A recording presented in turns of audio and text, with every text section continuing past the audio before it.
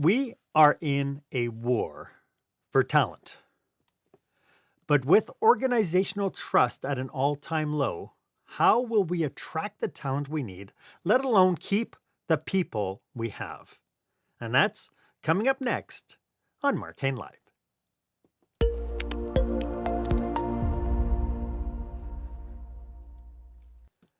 Hi, welcome to this episode. This is where small business owners and entrepreneurs pick up core skill sets to help them create those jaw-dropping, show-stopping experiences that our customers and our employees deserve. I am your host, service expert, and master of experiences, Marc Haine, and today I'd like to discuss trust and what we need to do to rethink trust in our organizations and within our leadership team.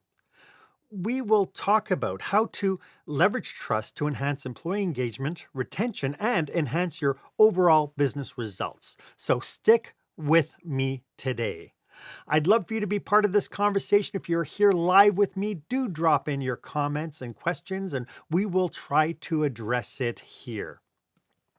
If you are watching the replay, feel free to put the comments in the comment box below, and we will make a point of addressing it. If you would like something deeper, if you would like to dig a little bit deeper into today's topic, you can opt in for a 30-minute complimentary coaching session with me. Go ahead and book yourself some time on my online calendar at meetwithmarchaine.com. There are a lot of things we as leaders have no control over. We have no control over COVID, global unrest, supply chain issues, heck, even fuel prices. We just have no control. We can't control the labor shortage that seems to be affecting virtually every sector in North America. But we do have control over the reasons why people are leaving us and going to other companies. We even have control of them going over to our other competitors. If we can keep them in-house, we have control over that. So I'd like to know from you our question of the day.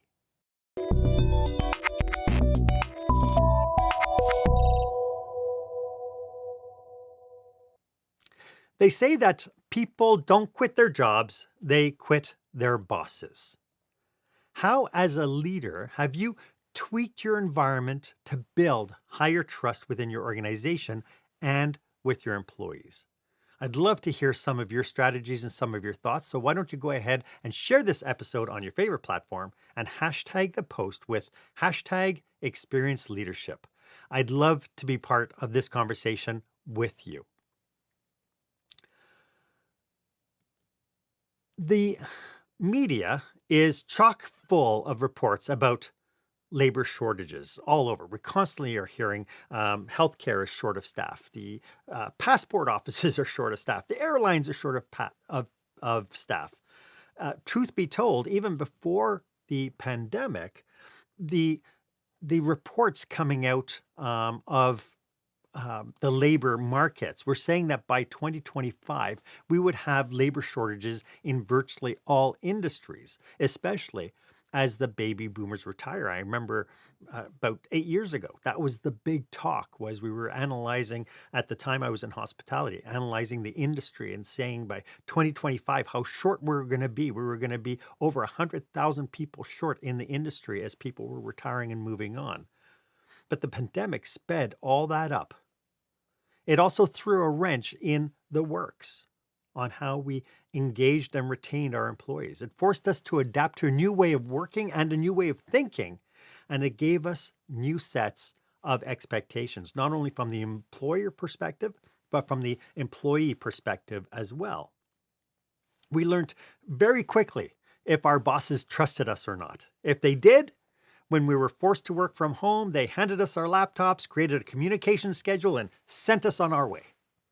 If they didn't trust us, it became crystal clear. They scrambled to install tracking software on our computers and create check-in systems to prove that we were doing what we were supposed to be doing when we were supposed to be doing it. The ultimate test of trust from our employees was if, since they had no problem thanking us for the great work we did when we were forced to work from our bedrooms, our living rooms, and our patios. They met with us after we were invited to come back to discuss our work preferences. They invite us to choose how, when, and if we would like to return to the office. That was the ultimate test of trust.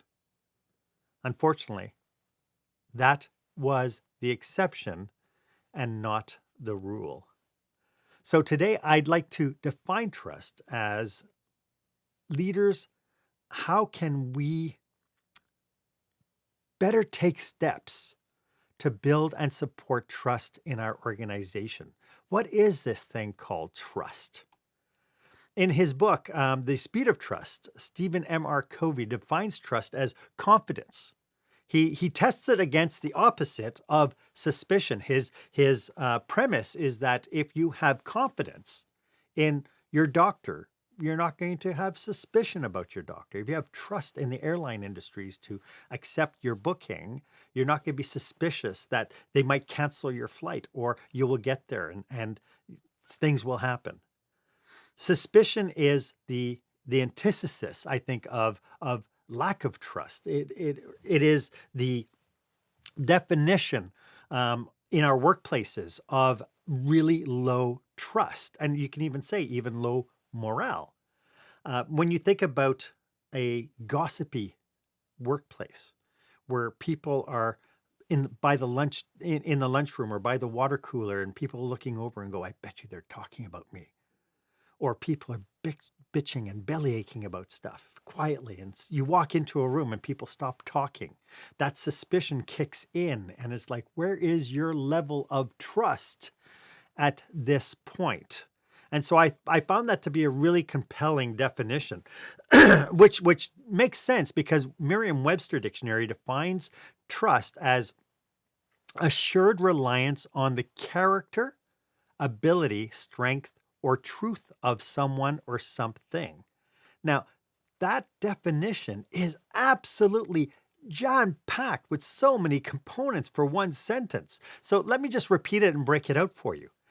It defines it as being assured reliance. So there's Stephen Covey's competence. So it's the assured reliance on the character. So a character is who the person is, how we define them. Character mixes your capacity with other aspects, your values, and so on. And then so it's on the character and the ability. So ability is measured in competency. When you have ability in something, you have the competency. In his book, when he talks about if you have high trust for your doctor, for your surgeon, but he has low competency in being able to do your brain surgery, it doesn't matter how much you trust him, you don't want him cracking open your skull. So competency is a big one. And then strength was another component of that definition. And so strength becomes that stick-to-itness of your belief systems and standing up for what's right in spite of what you might get back as a pushback. And then, of course, the last component of that definition is truth of someone or something. And who defines that truth? We all have our own truths based on our perceptions. I could tell you my truth about certain things, but other people would have a different truth. And I think this is much different from righteousness. I did a virtues pick one day, and I talked about righteousness. That I didn't really feel that righteousness was really a virtue. It definitely wasn't a positive virtue from my perspective because of the amount of self grandiose kind of pushing that one would do when you're righteous. And so this idea of one's truth, if you're living one's truth, nobody can really fault you for it, even though it might be wrong. We've had lots of things coming up during the pandemic, different kinds of factions. Obviously, in the States, we have far right, far left, middle. It's all people trying to isolate and push their truths with one side looking at the other and saying, those people are on crack. I don't know what the heck they're talking about. And they keep pushing forward with this. If we had high trust, that truth would we would be better prepared to listen to that truth. I have to say, as far as definitions were concerned, since I read the 7 Habits of Highly Effective People way back in the 90s, I've always subscribed to measuring trust as a bank account.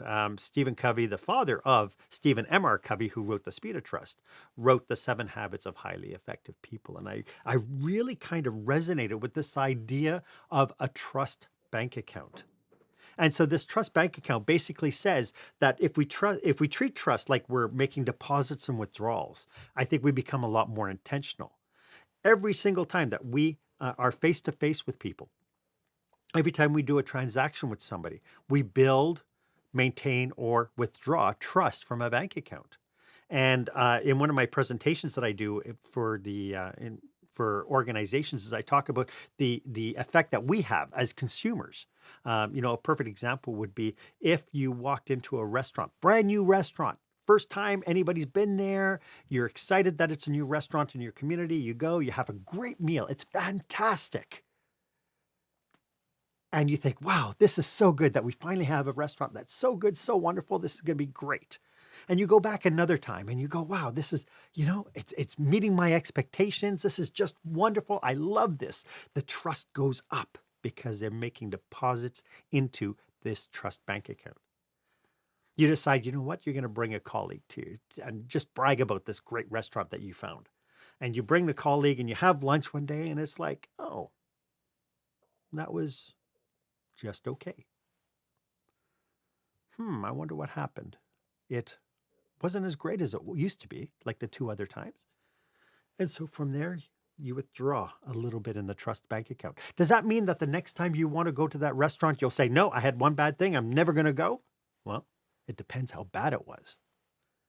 But chances are, if you've had 2 great experiences with it and 1 not so great experience, you're going to say, you know what, I'll give them a try again, just see what happens. And you go back and it's mediocre at best. And you think to yourself, I wonder if something changed. I wonder what happened to the owners who were so passionate about this business. And it's just not meeting my expectations anymore. The withdrawal happens again. Now, here's the magical thing. When you're even, Stephen, you're in a very precarious position. It's like a little bit of a tightrope. As soon as you withdraw from and you're overdrawn on the trust bank account, well, then you're killing relationships. And this is typically what happens in businesses, isn't it? I remember back in 1999 when Gail and I moved our kids to our community. We had just flown into Alberta, and the very next day we decided to take the kids out for supper, and we went to a restaurant, and it was a horrible experience. We were left for 2 hours still waiting for food. They brought our appetizers out after about a half hour. The kids were antsy. They were little at the time. And you know what? Since then, we have never, ever been back because the trust was withdrawn to such a degree because they didn't care that we had families with 3 young children. They didn't care that we were left there for 2 hours waiting for the food that came out eventually being absolutely mediocre or even below that. And so we decided at that point, you know what? The withdrawal was so vast that we never went back again. So it begs the question, can you build back trust? And I think there's a big, it depends. It takes a lot of investment to build back trust. It takes a lot of effort to mend bridges that you've destroyed in it. So the best that we can hope for is if we do end up overdrawn, that we are able to have the humility and the fortitude to be able to build that back. So I'd like to delve into what you can do to build trust and get to looking into yourself first before we talk about organizational trust. And we'll get to that right after this. When the spotlight shines on your business, are customers applauding or yawning? In other words, how is your business performing? Make your business a star with the new book, Lights, Camera, Action, Business Operational Excellence Through the Lens of Live Theater by Marc Haine. Marc uses his business and acting experience to help you see your business like a live show, so you can create a performance your customers will never forget. Buy Lights, Camera, Action today at your favorite online retailer or directly at marchaine.com. Oops. There are So many different resources out there to talk about trust. I did cite this book, The Speed of Trust, and Stephen M.R. Covey, who is the son of the late Dr. Stephen Covey, wrote a second book called Smart Trust. If this is a topic that interests you, I thoroughly recommend that you get these books and dig a little bit into it. He does a really great job of peeling back different aspects of trust. But there are so many aspects to trust, so many ways that it can go wrong. It can absolutely feel like a ripple. It starts with you. Regardless of your role, whatever you do touches other people. Then they go and they touch other people, and so on. Trust is like that. And, if you are in your business and you're in a lunchroom and somebody gossips to you or has some sort of a negative feedback on somebody within your environment and they whisper it to you, you have a choice. You can take that negative gossip and negative thing and you could spread it, or you can be the barrier that stops it in its tracks. Trust builds on your strength of character to stand up for what's right and what you believe in. Working for a municipal government, I had to tell you, was a real eye-opener for me. I didn't realize how dysfunctional trust could be. Each department seems siloed from one another, and you add to that governments are inherently low-trust organizations. The public has to trust council, and so the big question is, do you trust politicians? Right. And so this becomes the big challenge in municipalities, because in municipalities, the council answers to the population, to their citizens, to their customers. And the council has to trust the administration to be able to do what's best for the community. And the administration then has to trust their departments, and the departments then have to trust the people who work within those departments. And so the thing with governments is that you have a whole population out there that's judging every aspect of what's going on. If a person makes a mistake in one of the departments, it ripples all the way up, because then you have town council who has an agenda to be able to maintain face, get reelected, and make sure that they are exuding the most trust that they can to their electorate. The administration has to look at people and deal with the council who aren't trained to do what they do, but they are answerable to their budgets. They're answerable to anything that goes on within the confines of that organization, to town council. And so you end up with a lot of this push me, pull you environments within municipalities. And it clashes many, many different times, because you end up with, especially if you have low trust, where you have people in administration going, council doesn't know what they're doing. They don't know our reality. And then council's like, we want all these things to happen in our community, and administration doesn't know anything about that. And then administration is back there and they're like, oh my goodness, if council could work one day in our organization, they see how hard we work. And council's like, you know what? We have to cut back. We have to roll back taxes. We have to cut taxes. We have to cut. What services can we cut? What can we do? And administration's like, you want us to do all this with no money? And it just keeps on going and going. So we know trust in our organization is a challenge. And it seems like sometimes the bigger the organization, the more of a challenge it is. But I've seen trust be a challenge in very small, intimate businesses with only 5 employees. So how can we change it?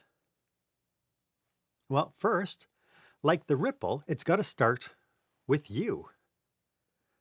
Do you have the competencies required to build trust? Some of those could be the ability to form relationships. And I don't mean the shallow, sit on the surface based relationships, not the, hey, how you doing kind of relationships, but true connections to others. I had one boss who came into work every day, every single day. He would walk into the office, hit the escalator, and go straight up the escalator to his office. In his mind, he had great relationships with people on his level, with government officials, with people in his industry who were CAOs. He had great relationships and intimate, kind of deep down relationships with some of these people. But when he came down to his 300 or so staff, his relationships with people were extremely superficial. So, what does that look like for you? Do you have the capacity to inspire others? What does that ripple look like for you? That's the one thing with inspiration. When you inspire others, you end up building that trust, and that ripple spreads out so that when you create initiatives or when you have to instigate change, that ripple inspires other people to step up and head on into the challenge with you. Are you comfortable leading change, or do you fight change tooth and nail? As a test, look back to March of 2020. Was this a thriving moment for you or a surviving moment for you? Change is a constant. The pandemic showed us how fast change can happen. We see it in our industries time and time and time again, but the pandemic was like a light switch went on when it came to change. Do you have the humility to admit mistakes and ask forgiveness? I know that there are a lot of bosses out there who are like, I'm the boss. I don't have to apologize. It's my business. And those are the businesses, I hate to say it, that will see the great resignation take effect. Are you vulnerable enough that you can tap into the knowledge and capacity of the people around you? Or is it a case of do as I say?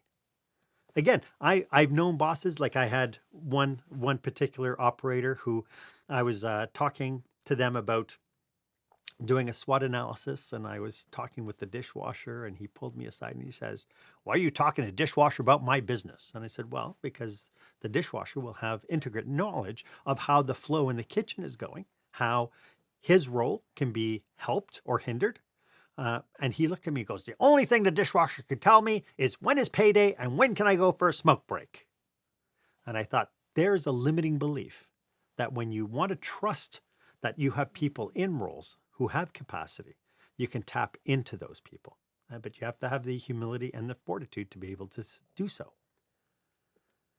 Another trait is, do you keep commitments?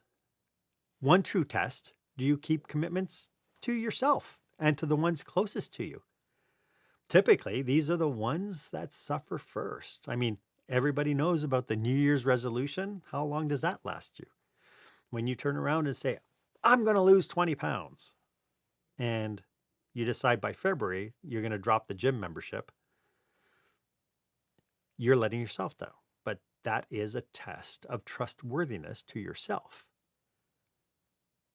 And it unfortunately affects the people who are closest around you. We tend to let people who are closest to us down first. And I know I've been a huge victim or instigator of that in my life.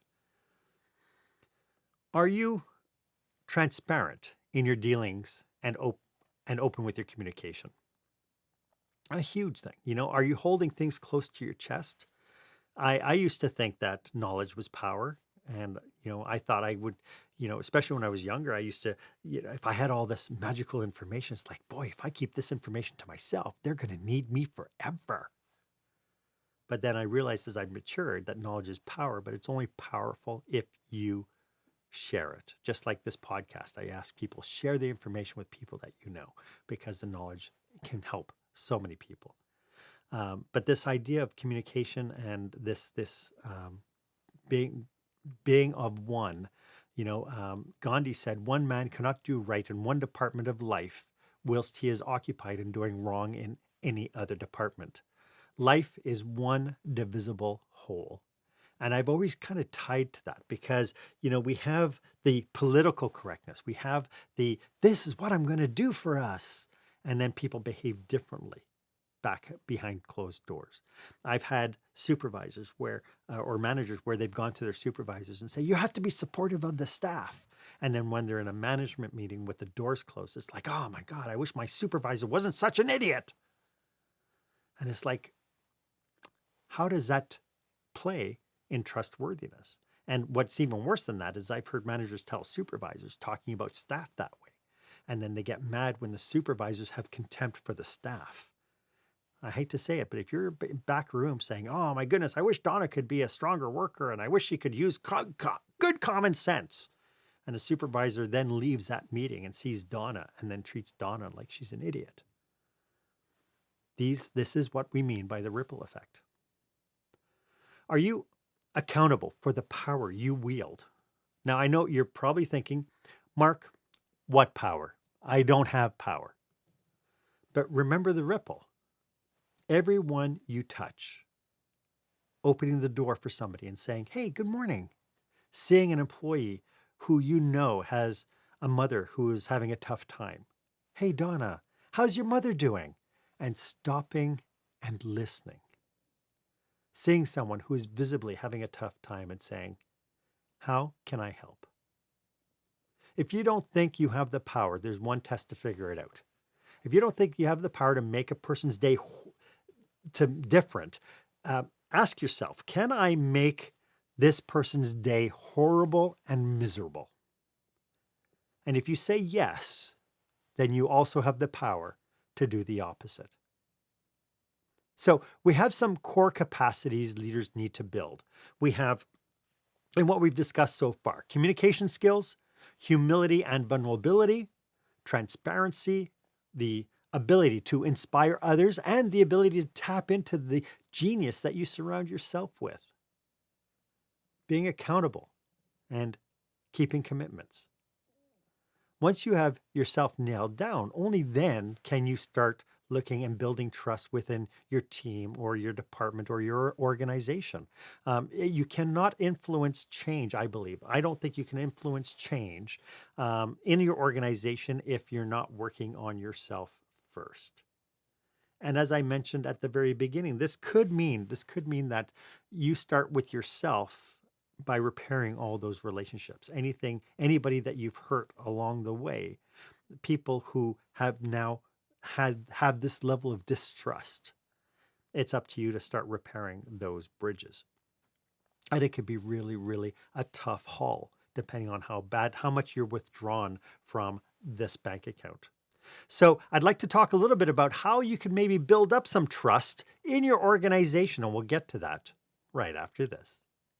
When you're delivering an important speech to a huge audience, it's easy to lose your place or go way over time. Give yourself an advantage with the Pro Speaker Presentation Speech Timer app. No more checking your watch or calling for time. The Pro Speaker Presentation Speech Timer app keeps you on track with easy-to-see timers, even changing color for visual prompts during your speech. And you can set audio cues to practice or set it to vibrate so you don't even have to look. Be the pro you know you are. Download the app at speakerpresentationtimer.com. Welcome back. I hope you are finding value in today's episode. I came across some really interesting statistics as I was preparing for this episode. Compared with people at low trust companies, people at high trust companies report 74% less stress, 106% more energy at work, 50% higher productivity, 13% fewer sick days, 76% more engagement, 29% more satisfaction with their lives, and 40% less breakdowns. Sorry, just had a brain fart there. Stephen M. R. Covey's formula is right. So in his book, he talks about when trust is high, speed goes up and costs go down. When trust is low, costs go up and speed goes down. He highlights it in his book when he talks about the transportation airlines. When airlines, before 911, airlines was pretty easy to get on and off. It was cost effective and it was quick to get through security and to get boarded and get going. After 911, so many restrictions had to come in. They had to hire so many more people at the screening areas, and they had to slow everything down as they checked on people. And we see that now, even with the post-COVID or the COVID testing that we see in airlines. The idea here is we're not trusting that everybody is going to do the right thing and stay home if they're sick. So then these random COVID testing scenarios are happening, which is slowing stuff down. So we know that we have the proof that high trust environments do so much better than low trust environments. And it makes me shake my head when I see a low trust environment. And I think they haven't got this. Why haven't they got this? So now that we've worked on ourselves a little bit and become trustworthy, let's talk about how you can expand your ripple and some key strategies to build organizational trust. But how do you build trust? Well, first and foremost, trust. You have to trust in order to build trust. If you want to build trust, but you don't trust that people will trust, then you don't have trust that you can trust, if that makes sense. So first and foremost, so I have seven areas I think that we can work on. One is recognize others. If you've read my book, if you've followed anything I've done, I'm a big fan of what gets recognized and rewarded gets repeated. I'm a big fan of recognizing people doing good things. If you recognize people doing good things, they'll keep doing good things. I believe that human behavior will escalate and evolve all the time. So if you have somebody who's not getting recognized and other people are getting the same effect, regardless of the quality of their work, then then you start seeing that the performance will start dropping. If you leave people um, un, untethered in their bad behavior, if you don't call out and recognize bad behavior when it happens, it'll just keep on happening.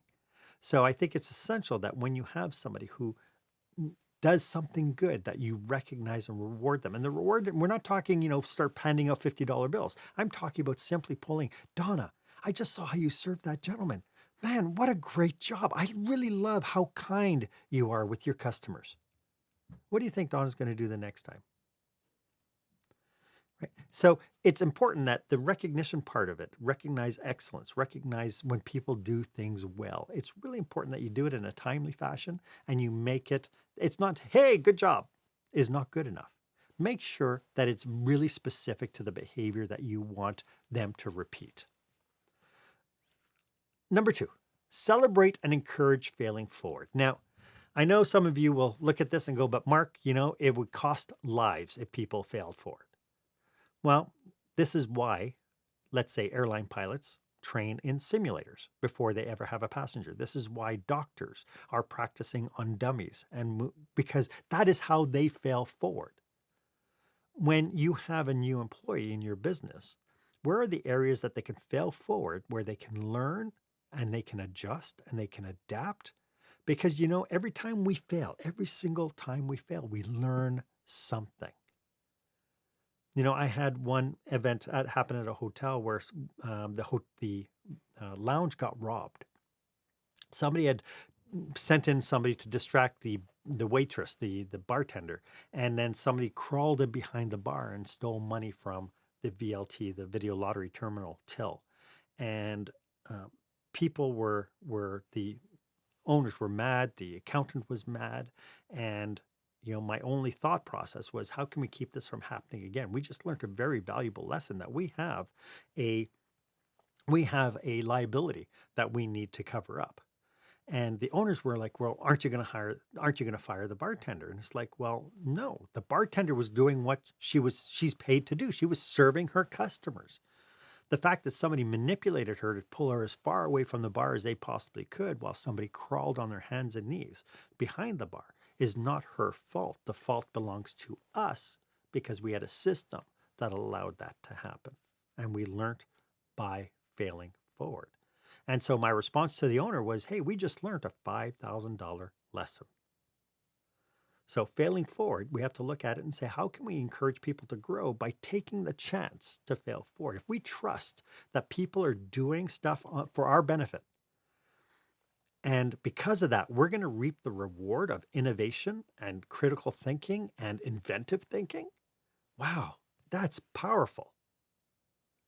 So number three, create challenge stress. I love this term because I tell people that, as leaders, our job is to absorb the stress of our teams. And so then when I say, hey, let's create some challenge stress, people look at me and go, but Mark, you said stress is bad. It's not all stress is bad. I love this term because this is where you can give your team challenging projects that are attainable and have a definitive end. This is where you empower people. I went to one of my bartenders when we were designing a new food and beverage operation. And I said to the bartender, I said, I'd like you to go home and I'd like you to think of components you want designed into your bar. And he goes, really, me?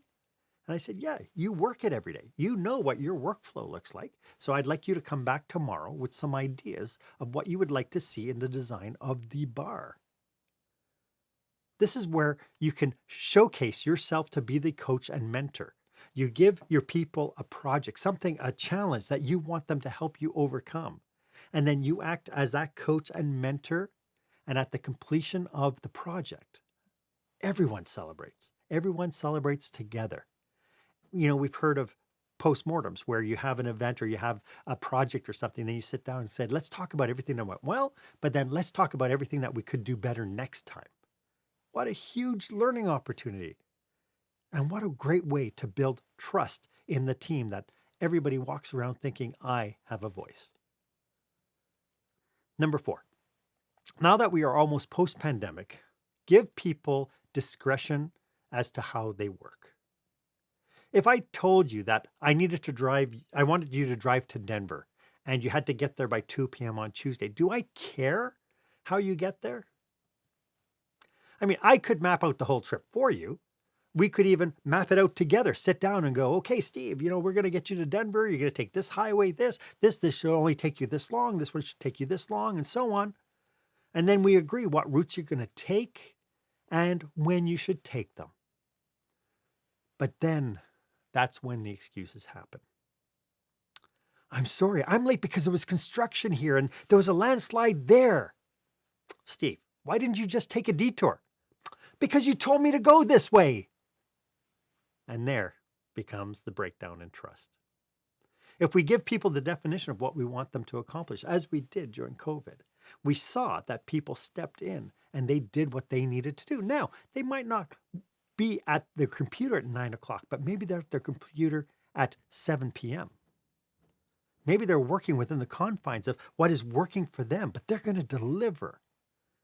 We learned that when left to their own devices, people will deliver the goods. In fact, one of the big concerns during the lockdowns was on average, people worked 4 hours more per week because they were working at their own desks.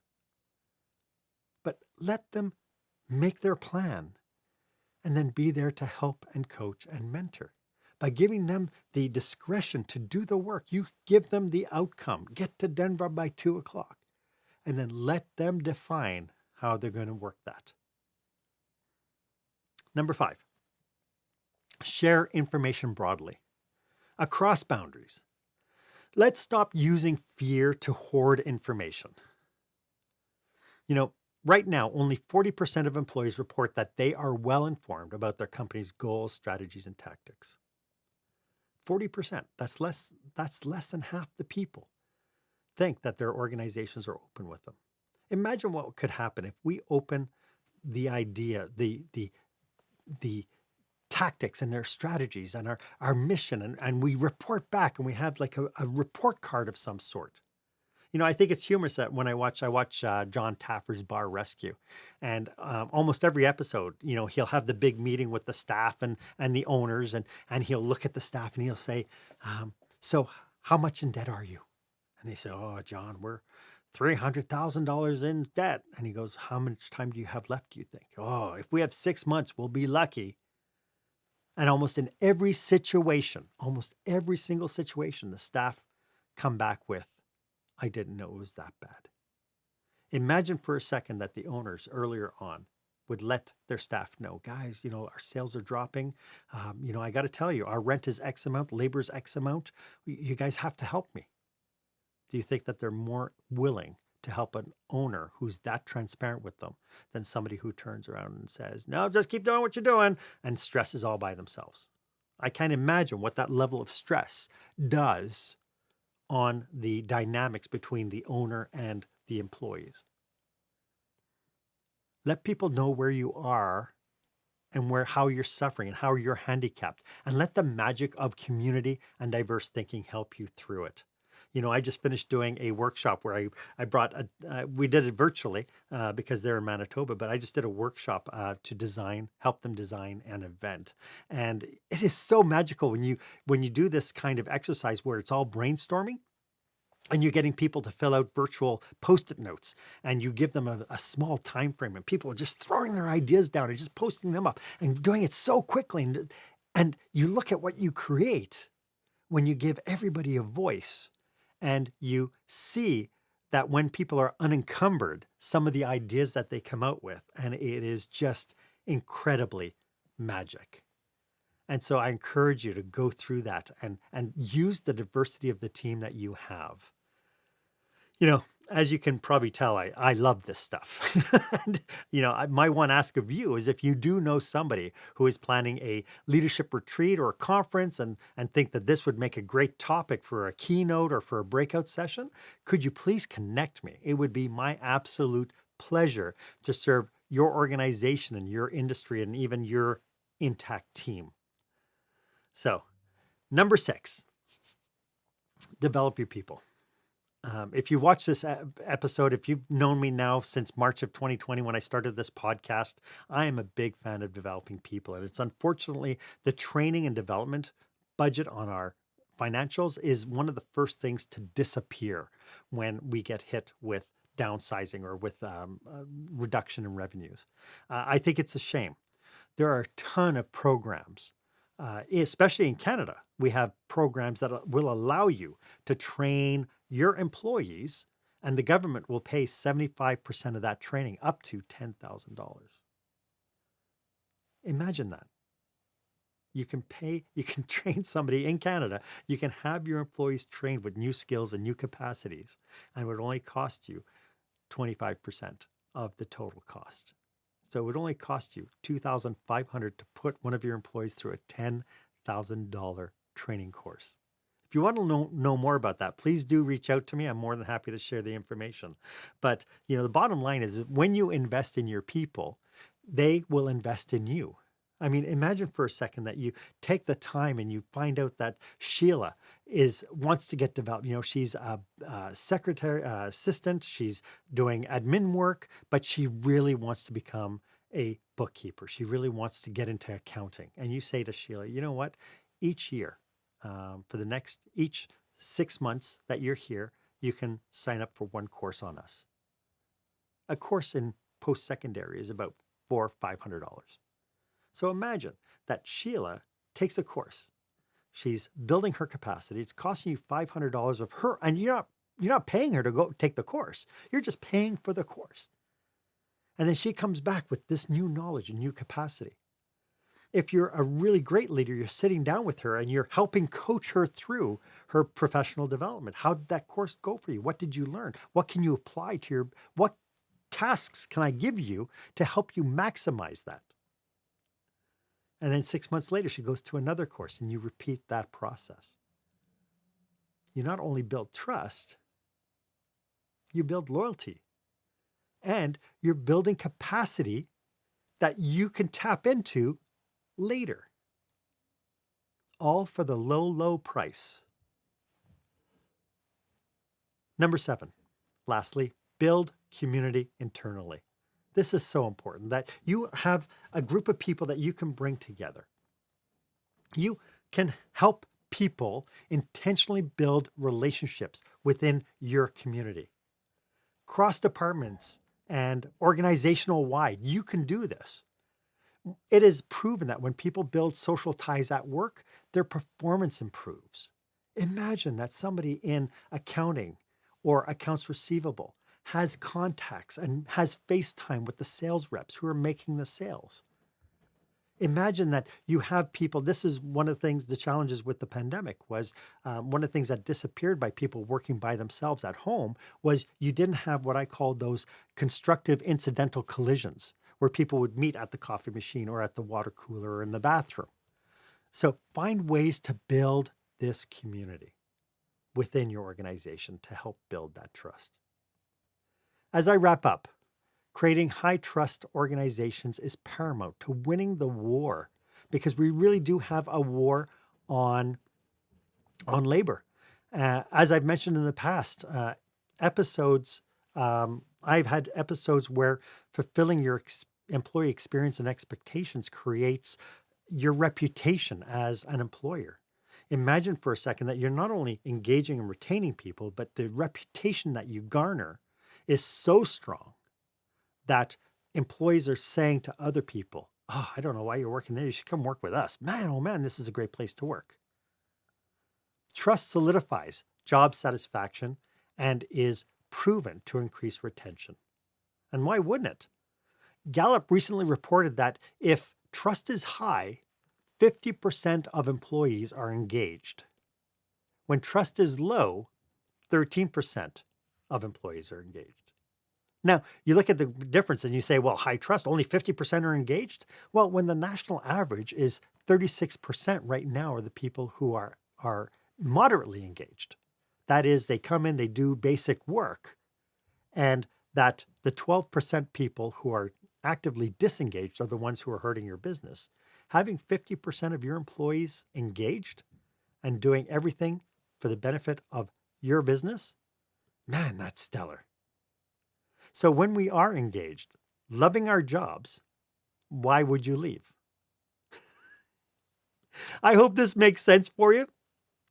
As you can tell, this is a passion point for me. I do believe that having this high trust, having the capacity to be able to build it is how we can build our businesses and how we can retain and really win the war on labor. I hope this has been helpful for you. If you have any questions about our topic today, or you'd like to brainstorm some aspect of your business with us, feel free to click the calendar link in the show notes and book a complimentary 30-minute session with me. I live to serve, and it would be my absolute pleasure. And please, if you enjoyed this episode, please feel free to subscribe to the podcast and share this episode with your network. The bottom line is, applying what we learned today will be magic for your business. Even bigger if you apply these concepts to all your stakeholders. That is building trust among your employees, your suppliers, anyone you do business with. In any capacity, you will rock your world with the most amazing loyal brand ambassadors. Thank you so much for joining me today. It has been my absolute pleasure. My name is Marc Haine. I hope you stay safe, stay healthy, and I hope you dare to be the exception. Thanks for joining me today.